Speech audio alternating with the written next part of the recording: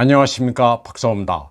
타이완의 차잉원 총통이 12월 27일 기자회견을 갖고 병역을 현행 4개월에서 1년으로 늘리겠다고 밝혔습니다. 새로운 병역 제도는 2024년부터 실시될 예정입니다. 차이 총통은 우크라이나 전쟁이 300일이 넘었는데도 계속되고 있다고 말했습니다. 300일 넘게 전쟁을 했지만 우크라이나는 무너지지 않았다는 점을 강조하면서 중공이 침략하면 전 국민이 총력전으로 맞서야 한다고 말했습니다. 그리고 그 와중에 중공은 지속적으로 충격을 확장해 지역 평화와 양안 관계를 위협한다고 말했습니다. 중공이 지난 8월에 대규모 군사훈련을 벌인 이후에도 타이완에 대한 위협은 날이 갈수록 뚜렷해지고 있다고 말했습니다. 그러면서 미국과 일본, 유럽은 모두 전략을 재조정하면서 전력을 강화하고 있다고 시작했습니다. 차이 총통은 전쟁과 굴욕사에서 잠시 평화를 위해 굴욕을 선택하더라도 전쟁에 맞닥뜨리게 된다고 말했습니다.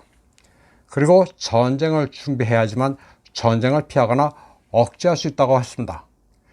또 타이완은 스스로의 국방력을 강화해야 하며 그 국방은 전 국민에 의지해야 한다고 말했습니다. 그러면서 이번에 아주 어려운 결단을 내렸다면서 나라를 지키기 위한 총통의 책임을 피할 수 없었다고 말했습니다.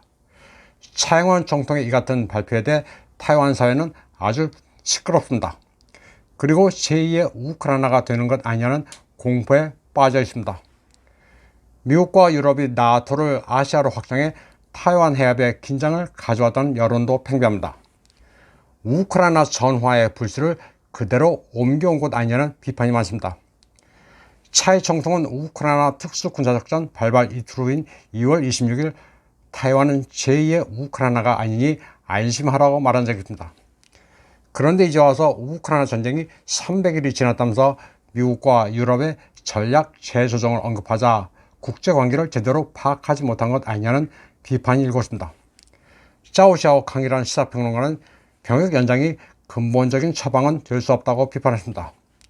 군비를 보면 중공은 타이완의 20배, 병력은 60배나 되기 때문에 군사적으로는 절대 대항할 수가 없다면서 이는 병역을 3년으로 늘려도 소용없다고 말했습니다. 타이완의 병역이 4개월이 된 것은 친중 국민당의 마잉주가 총통이었을 때였습니다. 양안 간 화해 분위기를 만든 뒤 포퓰리즘으로 병역 기간을 줄인 겁니다. 병역은 절대 함부로 줄이면 안 됩니다. 한번 줄이면 다시 복구하는 게 아주 어렵습니다. 이번 징병개혁은 94년 1월 1일생부터 적용되는데 병사들의 월급도 대폭 올렸습니다. 6,500 뉴 타이완 달러에서 26,307 뉴 타이완 달러, 한화로 108만 원으로 3배나 인상했습니다. 이로써 늘어나는 병역 자원은 5만 명인데 인건비로 160억 뉴 타이완 달러의 추가 예산을 편성할 예정입니다. 이번 징병 개혁은 교육 제도에도 영향을 미치게 됩니다. 타이완 교육부는 대학 4년 과정을 3년 수학, 1년 병역 형태로 바꿀 방침입니다. 3년 동안 여름, 겨울 방학에 집중적으로 학점을 이수한 뒤 1년 병역을 마치는 형태입니다. 그러면 의대의 경우 현행 7년에서 공부하는 기간은 6년으로 줄어든다.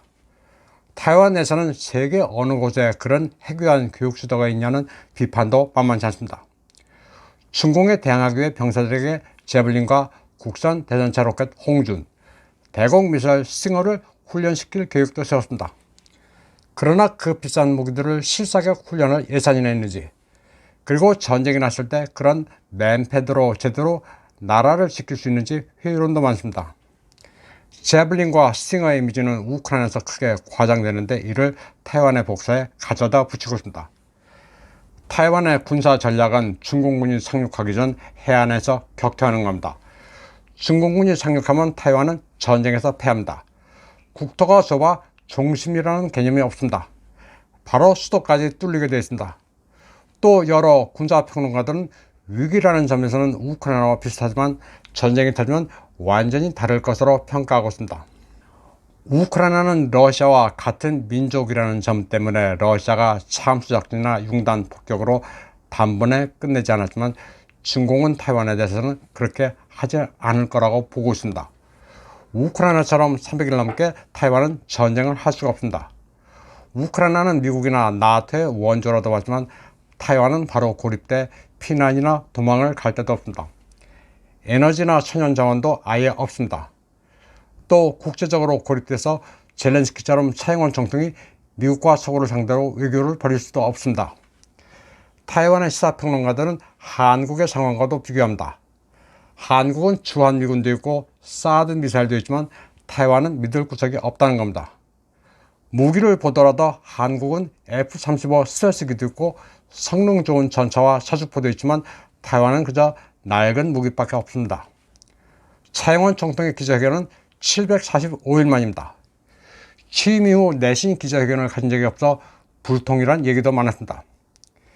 기자회견에서 이번 징병개혁이 미국의 압력에 따른 것이냐는 질문도 있었습니다.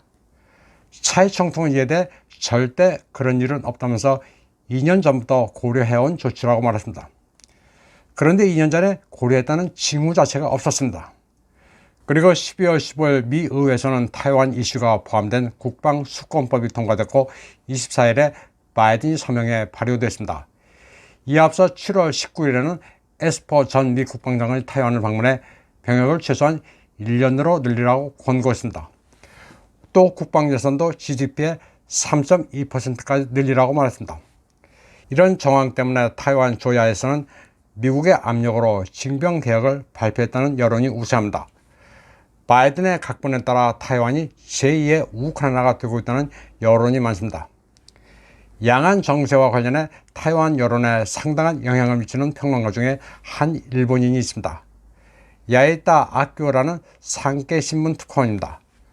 중공 본토에서 오래 살다가 귀국한 일본인으로 중국어가 능통합니다.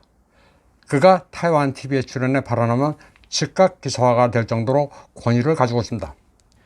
그는 현행 4개월 병역으로는 국제사회에 뭐라고 할 말이 없기 때문에 미국의 신임을 얻기 위해 민진당 정부가 징병개혁을 한 것이라면서 이는 국방뿐 아니라 외교 문제라고 평가했습니다. 물론 병역을 1년으로 연장한 데는 중공의 침략 위협이 가장 큰 요인이지만 미국과 국제사회의 압력도 당연히 있다고 봐야 한다고 말했습니다. 차이 총통의 기자회견이 있은 다음 날 AIT, 미국 제-타이완협회는 환영의 뜻을 밝혔습니다. 징병개혁이 타이완의 자주 국방 의지와 억지력 강화 약속을 나타낸 것이라고 평가했습니다. 그러면서 미국은 타이완 관계법과 하나의 중국 원칙에 따라 타이완이 스스로 방어 능력을 유지할 수 있도록 협조하겠다고 말했습니다. 그리고 미국은 양안 문제의 평화적 해결을 지지하며 어느 일방의 현상 변경 시도에 반대한다고 밝혔습니다. 그런데 미국은 최근 타이완을 도운 게 없습니다. 타이완 네티즌들은 미국이 이미 계약한 무기들도 보내지 않는다고 성토하고 있습니다. M1A2T 에이브럼스 전차나 M109 팔라딘 자주포도 계약한 지가 꽤 됐지만 보낸다 만다 감감무소식입니다. 특히 M109는 물량이 없으니 하이마스를 사라고 종용하고 있습니다. 그러면서 미국은 타이완에 보잉 여객기를 구입해달라고 요청했습니다.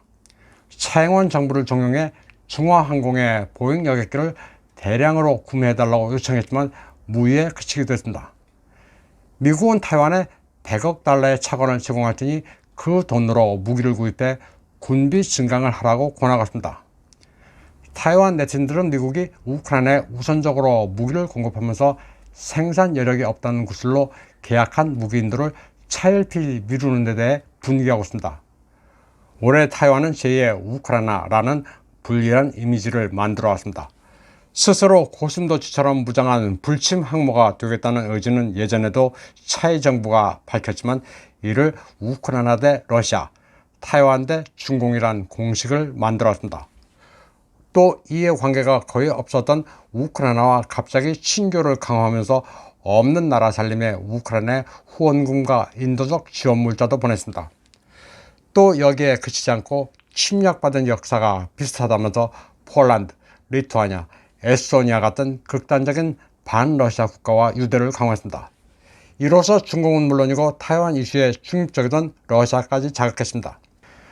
타이완에서는 대선과 징병개혁이 시작되는 2024년부터 2027년까지 안보가 아주 위험하다고 분석하는 이들이 많습니다. 이번 방송은 여기까지 하겠습니다. 시청해주신 여러분 감사합니다.